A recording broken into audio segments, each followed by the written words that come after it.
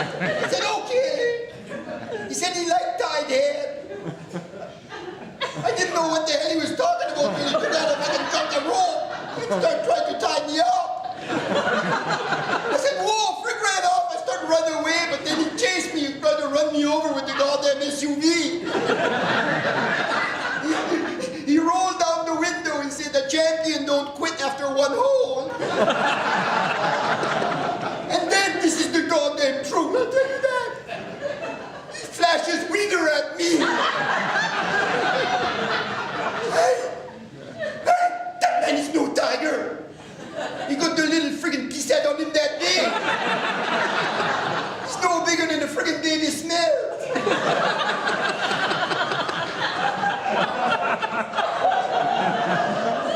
So anyway, I run right back to Balmoral, and I want to tell you that nothing happened between me and Tiger Woods, you know? I'm still a virgin, type of thing.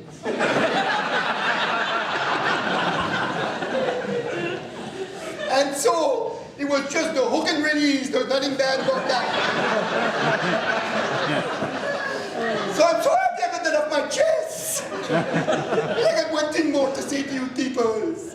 I'm ready to party now, and the only thing left to say is, live from Moncton, it's late night at the Empress!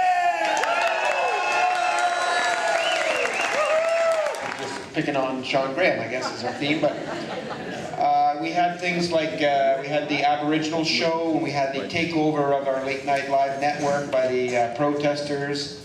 And we also had a program, if you recall, called Girls Night Out.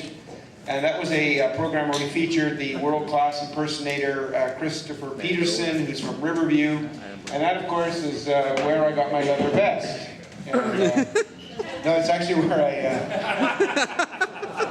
there we go. Okay, there we go.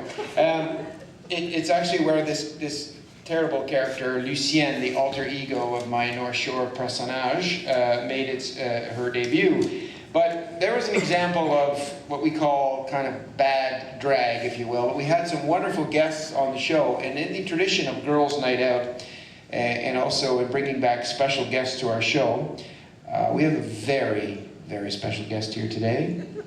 Miss Julia Jeffries, a.k.o. Jeff Alain.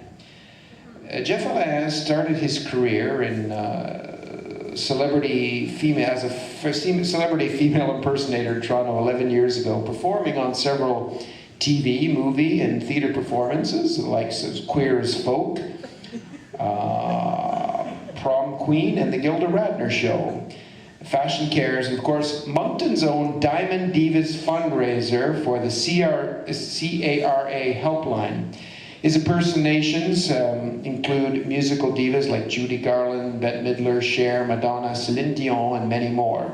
So folks, this is a precursor to a fantastic show that happens every year at the Capitol, and it's happening, of course, next Saturday night, not to be missed. So tonight... Did I sing the ballad yet? Was it wonderful? Oh, gee. I tell you, I think I'm suffering from part-timers.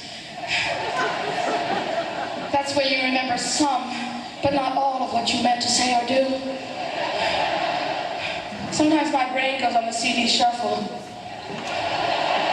You know, when you put a whole bunch of CDs in the machine, you press random, any old thing comes out. My brain is like that. It's a terrible thing. For instance, the other night I dreamed that Laura Ashley murdered Martha Stewart.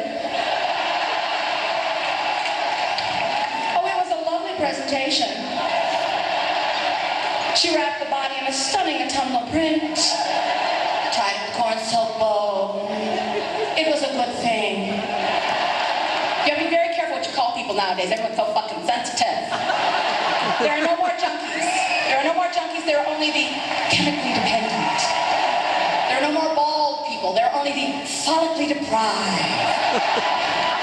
There are no more bedwetters. They're only the nocturnally compromised. Someone cuts the cheese in the elevator, you can no longer say, "Hey, you."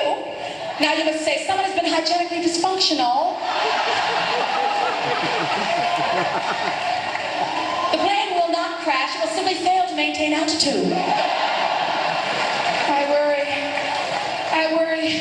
I worry about mad cow disease.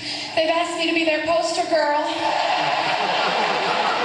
But I think I'm spreading myself too thin. I'm already the queen of composting. How much shit can one person handle? Oh, I worry. I really, really worry. I worry about alternative medicine. You know, I heard that all those ginseng remedies from China, they don't have any ginseng in them. That's why the only ginseng I drink is Tanqueray. I worry about what computers are doing to us as a nation. I fear they're putting a serious crimp in our sexual habits. I imagine an entire nation of people typing with one hand.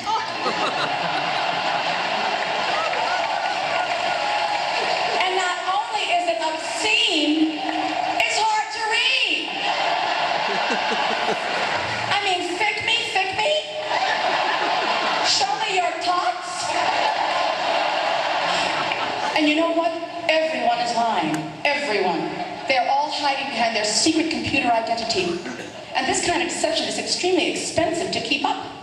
I have a girlfriend. She had to take a second mortgage out on her house to pay for all the computer conversations she was having with the guy next door. She thought his name was Hans, and he lived in the woods outside Reykjavik. It turned out he was Seymour. He lived behind the 7-Eleven. She could have just leaned out the window and talked.